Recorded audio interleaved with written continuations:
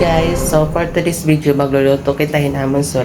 Ang namon sur is baboy, Uy, sana all. buto-buto. Tapos nagpalit kami ng repolyo, katoga, tapos kuang sinigang.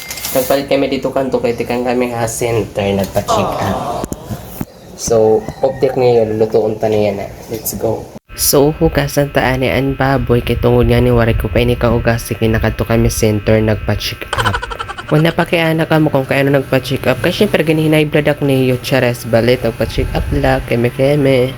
Man tapos ko na nga inugas si ang baboy ganyan na nagtiros na ako naton mga lamas tapos lason ta na ang tubig para sabaw naton aton baboy. So kay syempre may ito pinakalad ka dito iguunob ta dayon ang baboy kay para maghumok dayon hiya.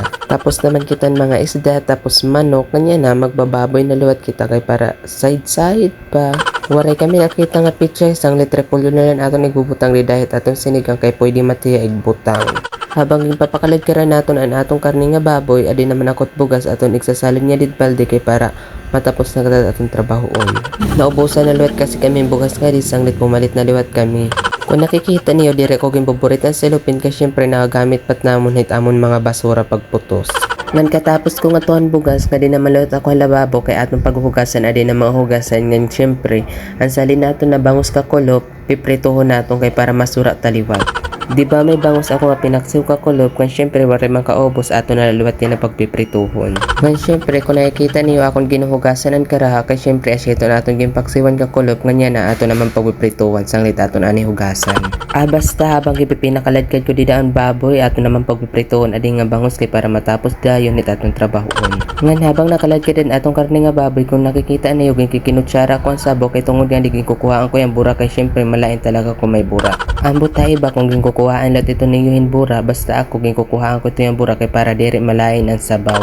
Pagkakasuhin masamok hiya dilat sabaw ba sa may mga bura ngayon syempre kung nakikita niyo gimbutang ako na latin mantika ang karake bangga naman. Ngayon syempre ato na igbubutangan naton isda kay syempre para maluto na luwat hiya. Ngayon amo na ito ang posturahan aton ginluluto duwa na lat yung kagurot na bangus kay syempre amo na laluwat ang salin kakulo. Ngayon habang ginulat naton na maluto adi ngayon ang saging pagkakaunang talaan kay baga magutom na. Pagpasensyay na lang niyo kay takbado talaga direk maaram baga nahihiwi hiya ambot direk masabot.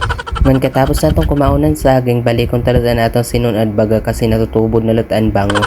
Ngan katapos sida kay maiya naman na pagpinalad kidan aton baboy aton na pagtitimplahan kay para matistingan naton kung amo na batrasa. Ngan kay syempre luto naman ang aton baboy igbubutang ng liwat naton ang repolyo kay para maluto gihapiya. Waray ko kanina igbutang ang repolyo kay syempre nadire kasalot ako hitot anok malain liwat sanglit yan ako nalaging butang nga luto na ang karne. Ngan amo na ito ya luto na atong sinigang na baboy aton dire pa naka-follow akon pag-follow na kamo kay para updated kamo itakon mga kalurungan.